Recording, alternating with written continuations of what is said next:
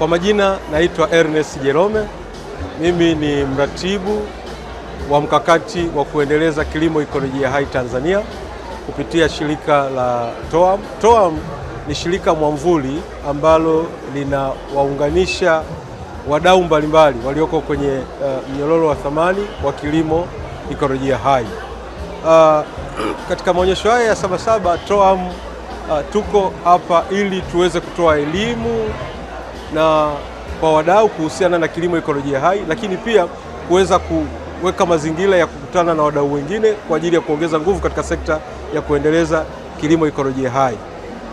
Kwa takribani kwa muda mrefu tangia mwaka 2005 wakati TOAM imeanzishwa, Tanzania haikuwa imeweza kufikia hatua kubwa kama ambavyo imefikiwa hivi sasa katika kuendeleza sekta ya kilimo ekolojia hai.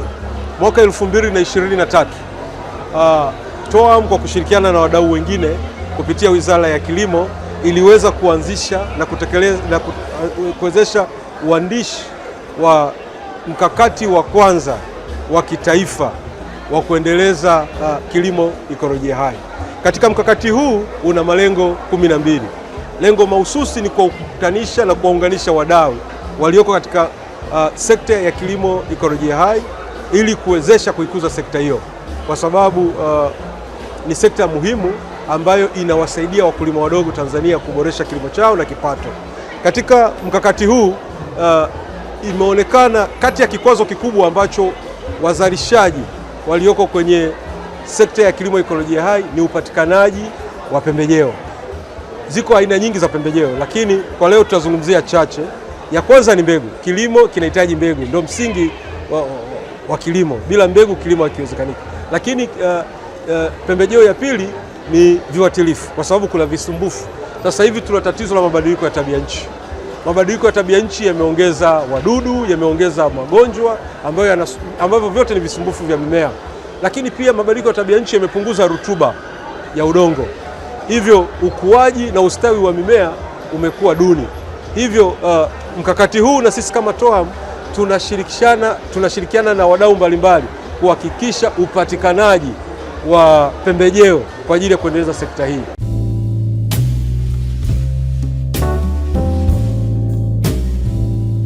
Kwa majina naitwa Samuel Paul Mzirai, ni meneja masoko kutoka kiwanda cha kutengeneza bidhaa za kibiolojia Kibaha, Tanzania Biotech Products Limited.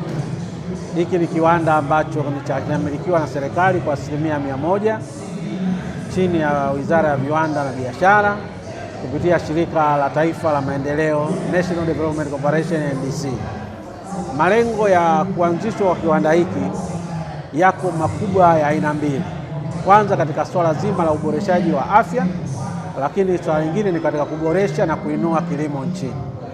Kwenye swala la afya, serikali imekuja na mkakati wa kupambana na mbu kwa kuondoa viluilui wa mbu katika mazalia yao, na serikali imekuja na dawa inaitwa viuadudu au tunaita biolabicides kwa ajili ya kuua viluilui wa mbu katika maeneo yote ambayo mbu anaweza kuzaliana. Na bidhaa hizi ziko za aina mbili. Kuna mbu aina mbalimbali. Wapo mbu ambao wanaweza kuzaa kwenye maji masafi, lakini wapo mbu wanaweza kuzaa kwenye maji machafu. Kwa mbu ambao wanazaa kwenye maji masafi ipo dawa inaitwa Bactivate. Bactivate yenyewe ni kwa ajili ya kupambana na mbu wanaozaa kwenye maji masafi. Maji masafi kama yapi? Tunajua kwamba majumbani tunaweza tukahifadhi maji kwenye mapipa au tunaweza tukawa na visima ambazo havijafunikwa. Kwa maeneo kama yale mbu anaweza kutaga mayai na wakaendelea kuzaliana. Kwa hiyo ili uwe salama katika maeneo yako, aidha unatunza maji au hata una bustani, isiwe eneo la kuzaliana kwa mbu, basi unatumia hicho kiuadudu kinaitwa Bactivate. Lakini kama kwenye ni maji machafu kama mashimo ya choo, basi utatumia kiuadudu kinachoitwa Glyceref. Na hii tangu tumeanza kuuza 2017 imesaidia sana katika kupunguza kiwango cha malaria hapa nchini. Kabla ya bidhaa hii kuwepo sokoni, kiwango cha malaria kilikuwa 14.3, lakini sasa unavyozungumza kiwango cha malaria nchini ni 5.5%, na lengo la serikali ni kuhakikisha kwamba kiwango kinakuwa sifuri ifikapo mwaka 2030. Kwa mapambano bado yanaendelea.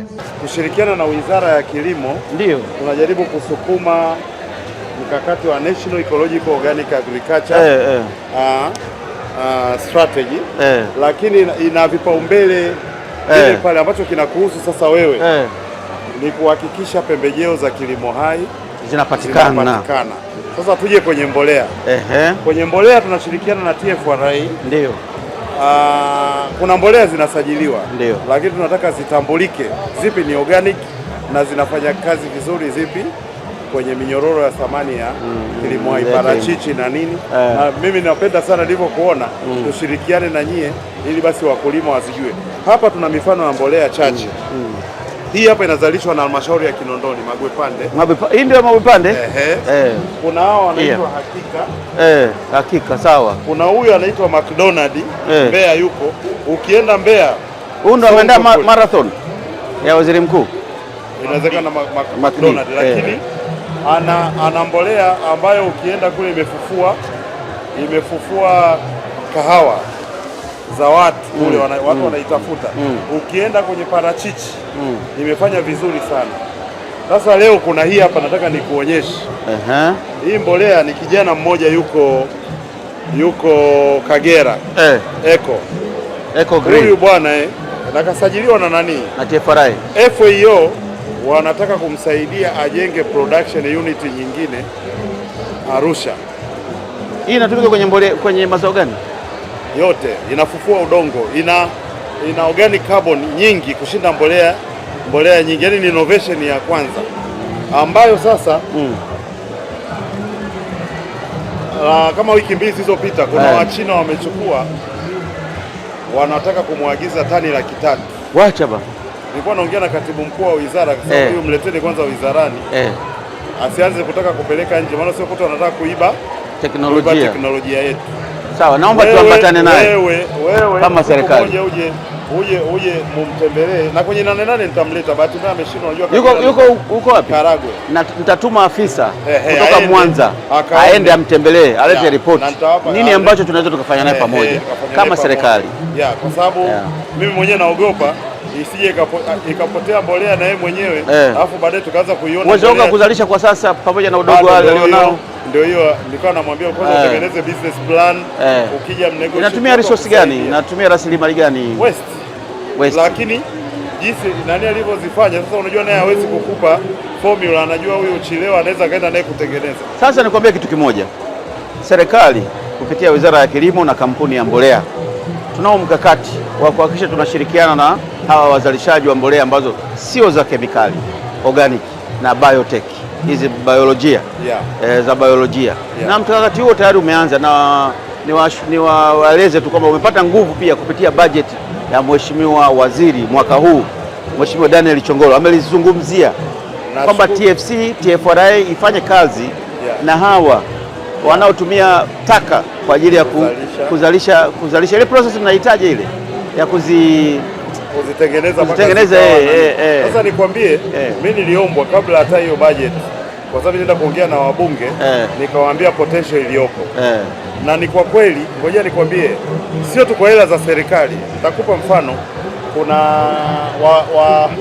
wa Swedish wana capital kabisa, lakini tumepata shida kujua halmashauri gani imejipanga kuweza kufanya mradi, kufanya mradi na yaani ni kusema tu tunatakataka kiasi hiki hapa. Kwa hiyo mashirikiano ya sisi TFRA na TISEZA kama tukinani niweza nimeona mkurugenzi wa TFRA alianza kushughulikia, nikamwambia mkiweza ku unlock mkasema tu Dar es Salaam ina potential ya kutoa organic waste kiasi fulani na sorting. Hiyo kazi tutaifanya, hiyo kazi tutafanya TFC. Sisi tutaifanya kujua waste ni kiasi gani na kama tukiziconvert tunaweza kupata mbolea kiasi gani, mahitaji hiyo na marketing. Mimi nilichowaambia tu TFC wapo soko sisi tulipo, lakini kikubwa ambacho nataka niwaambie wote ni kwamba sisi tulishaanza kulifanyia kazi jambo hili japo kwa kweli tunaona kama halijashika kasi kubwa, lakini kwa sasa unajua msukumo sasa uliopo na shida zinazotokea duniani, inabidi turudi hapa.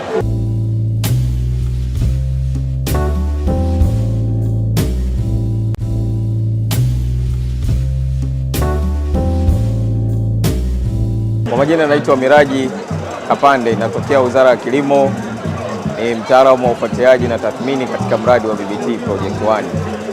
Na mimi kama kijana leo hii tupo katika banda la Wizara ya Kilimo tukiwa na sehemu ya kuonyesha mipango inayofanyika na wizara, ikiwemo program na miradi ambayo ipo ndani ya Wizara ya Kilimo. Kuna program inaitwa BBT Building a Better Tomorrow in Youth Initiative in Agrobusiness, kwa maana mradi una madhumuni ya kuwawezesha vijana katika biashara kilimo.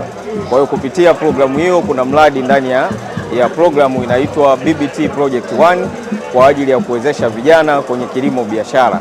Kwa hiyo tuko hapa Sabasaba kwa ajili ya kuonyesha fursa zilizopo kupitia mradi huo, na mradi huo una vipengele vikubwa vitatu kwa ajili ya vijana. Kipengele cha kwanza ni kuwawezesha vijana kupata mafunzo ya kilimo biashara na mnyororo wa thamani. Kipengele cha pili kinahusu masuala ya kuendeleza block farming, tunaita mashamba makubwa ya pamoja, ambapo mradi unaenda kuchukua vijana na hao vijana watapewa maeneo kwa ajili ya uzalishaji wa mazao mbalimbali. Kwa mfano site za mradi, tuna site Dodoma, kuna site inaitwa Chinangali, hapo mazao yatakayohusika ni kwa ajili ya mazao ya horticulture na mboga. Lakini kuna site inaitwa Ndogoe, itahusika na mazao ya nafaka pamoja na horticulture kidogo. Kuna site iko Chunya Mapogoro, itahusika pia na masuala ya mazao ya nafaka pamoja na mboga. Lakini pia kuna site ya mradi nyingine iko Talili Kongwa, hapo tunahusika na unenepeshaji wa mbuzi, ambapo ndani ya mradi kama nilivyosema, kipengele cha kwanza ni kuwapa mafunzo vijana ya kuhusu kilimo biashara. Maana yake mradi unaenda kuchukua vijana, utadaili na vijana watapewa taarifa nchi nzima, ambao watakuwa wako interested na kilimo wataomba, na wakishapata nafasi watapewa mafunzo ya kilimo, na wakishapewa mafunzo ya kilimo baadaye wenyewe kwa interest yao watachagua wakati wa mafunzo wanataka kwenda kwenye kilimo biashara, kwa maana ya kupata block farming, basi tutawapeleka kwenye mashamba makubwa ya pamoja kwenye site ya Chinangali, Ndogoe na Mapogoro, Chunya. Kwa wale ambao watakuwa wako interested na masuala ya ufugaji, basi watapelekwa Talili Kongwa, ambapo watajihusisha na masuala ya unenepeshaji wa mbuzi. Mradi utaenda kuwatafutia mbuzi wa mtaji kwa kila kijana, mbuzi 100 kwa kuanzia, ambapo ukikabidhiwa mbuzi hao utapewa mafunzo ya kuwanenepesha katika kipindi cha miezi 3 mpaka 6, na ukimaliza utaendelea kusimamiwa ndani ya mradi kwa miaka 5.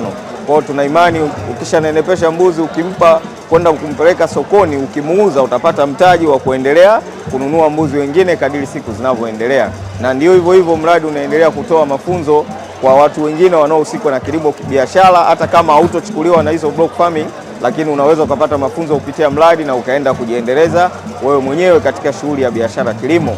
Mbali na hilo, pia mradi una kipengele cha mikopo. Lakini kijana anakopesheka kwa staili gani? Kama tunavyofahamu, kumkopesha kijana kwa namna moja au nyingine, wakati mwingine inakuwa kama changamoto. Kwa hiyo sasa hivi kuna mechanism, kwa maana kuna mpango wa usimamizi wa mikopo pamoja na mikopo midogo itakayotolewa, tunaita risk sharing facility and financing mechanism, ambapo kwa sasa ndani ya mradi ipo katika hatua za utekelezaji. Kwa ndani ya banda hili leo la Wizara ya Kilimo tunawakaribisha vijana wote, karibuni sana, njoo ujifunze kuhusu BBT Project 1, BBT program kwa ujumla, kwa sababu tumekuwa na mitazamo tofauti kuhusu flagship ya BBT, lakini hii ni fursa pekee ambapo ukija hapa tutakupa kukuelewesha namna ya programu ya BBT, mradi wa BBT unachokifanya, na wizara imejipanga kwa namna gani kwa ajili ya vijana.